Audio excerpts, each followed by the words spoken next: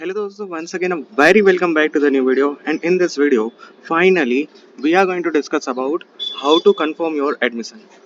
अब दोस्तों, जैसा कि आप अपने स्क्रीन के ऊपर देख पा रहे होंगे कि सबसे पहले ये नोटिस कल के दिन यहाँ पर एसीपीसी के पोर्टल के ऊपर यहाँ पर अपलोड हो गई है और ये वाली अपडेट के अंदर यहाँ पर सारा का सारा डिटेल्स दिया गया है। जैसा कि यहाँ पर टाइटल पढ़ सकते हो, ડિગ્રી એન્જિનિયરિંગ અભ્યાસક્રમોમાં પ્રવેશ મેળવેલા ઉમેદવારો માટે પ્રવેશ કન્ફર્મ કરવા બાબતે અગત્યની સૂચના। સૌથી પહેલી નોટિસ છે કે લોગિન કરી તારીખ 16 થી લઈને 25 સુધીમાં પ્રવેશ કન્ફર્મ થઈ શકશે। પ્રવેશ માટે credit card, debit card, UPI અને નેટ બેન્કિંગનો ઉપયોગ કરીને તમે પ્રવેશ કન્ફર્મ કરી શકશો।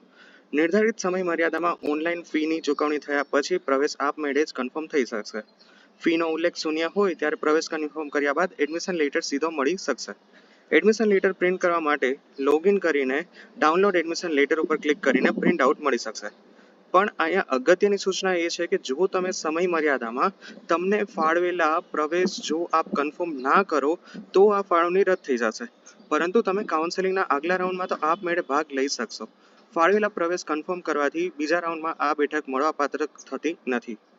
પછી છે કે એસસી એસટીમાં આવો છો, સેલ્ફ ફાઇનાન્સમાં એડમિશન મળેલું છે અને ટોકન ફીસ 0 છે ત્યારે ફ્રી સિપ કાર્ડ જમા કરાવવું પડશે, અન્યથા આ પ્રવેશ રદ થઈ જશે અને ફી ભરવી પડશે।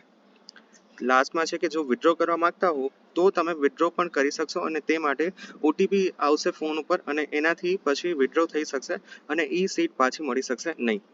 હવે ઇંગ્લિશમાં આ બધી સૂચના છે, મોસ્ટલી તમે બધું કવર કરી લીધું છે। ફટાફટ હું તમને એક ઓવરવ્યૂ આપી દઉં તો ડાબી બાજુ અહીંયા હશે સીટ અલોટમેન્ટ રિઝલ્ટમાં, ત્યાં જેવું જ ક્લિક કરશો એ પછી તમને આ રીતની કંઈક સ્ક્રીન દેખાવા મળશે।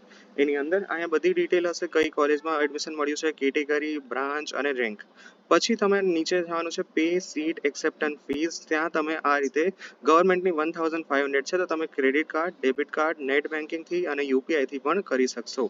જેવું તમે માની લો કે ક્રેડિટ કાર્ડ, ડેબિટ કાર્ડથી કરવા માંગો છો તો આ રીતની સ્ક્રીન હશે કે જેમાં તમારો ક્રેડિટ કાર્ડનો નંબર, એક્સપાયરી ડેટ અને સીવીવી કોડ નાખ્યા પછી પેમેન્ટ કરવાનું આવશે, ફોન પર ઓટીપી આવશે એ રીતે।